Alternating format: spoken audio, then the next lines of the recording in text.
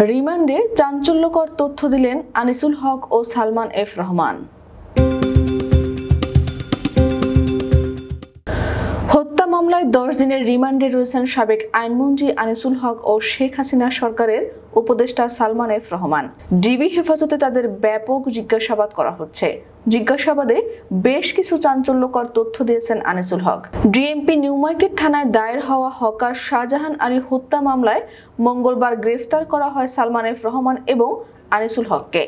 পুলিশের পাশাপাশি সংশ্লিষ্ট কয়েকটি মামলা তদন্ত করবে দুর্নীতি দমন কমিশন। ঢাকা মেট্রোপলিটন পুলিশের উচ্চ পর্যায়ের একাধিক সূত্র গণমাধ্যমকে এসব তথ্য নিশ্চিত করেছেন।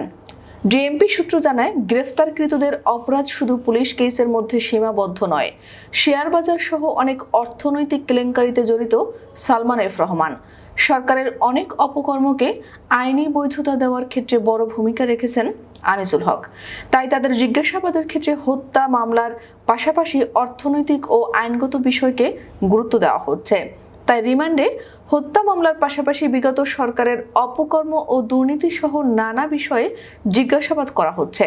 তারা দিচ্ছেন অজানা অনেক চাঞ্চল্যকর তথ্য। বুধবার তাদের আদালতে হাজির করে 10 দিনের রিমান্ডে নেয় পুলিশ।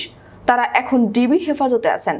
রিমান্ডের প্রথম দিনের জিজ্ঞাসাবাদে তারা দেশে অনাকাঙ্ক্ষিত পরিস্থিতি তৈরির জন্য সাবেক স্বরাষ্ট্রমন্ত্রী আসাদুজ্জামান খান কামাল ও আওয়ামী লীগের সাধারণ সম্পাদক সাবেক সড়ক পরিবহন ও সেতুমন্ত্রী ওবায়দুল কাদেরের ওপর দোষ দিয়েছেন।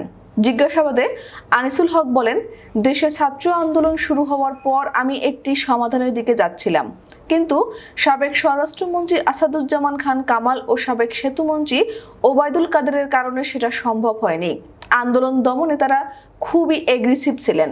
তাছাড়া তৎকালীন প্রধানমন্ত্রী শেখ হাসিনাকেও বাস্তবতা বোঝানো যাচ্ছিল না। এ কারণে আন্দোলন এক পর্যায়ে নিয়ন্ত্রণের বাইরে চলে যায়। সালমান এফ রহমান এবং আনিসুল হককে মুখোমুখি জিজ্ঞাসাবাদ করার সময় ডিবির কর্মকর্তা দুজনের উদ্দেশ্যে বলেন, আপনাদের অনিয়ম, দুর্নীতি ও লুটপাটের কারণে দেশের এই অবস্থা। এ সময় তারা ছিলেন নির্বিকার।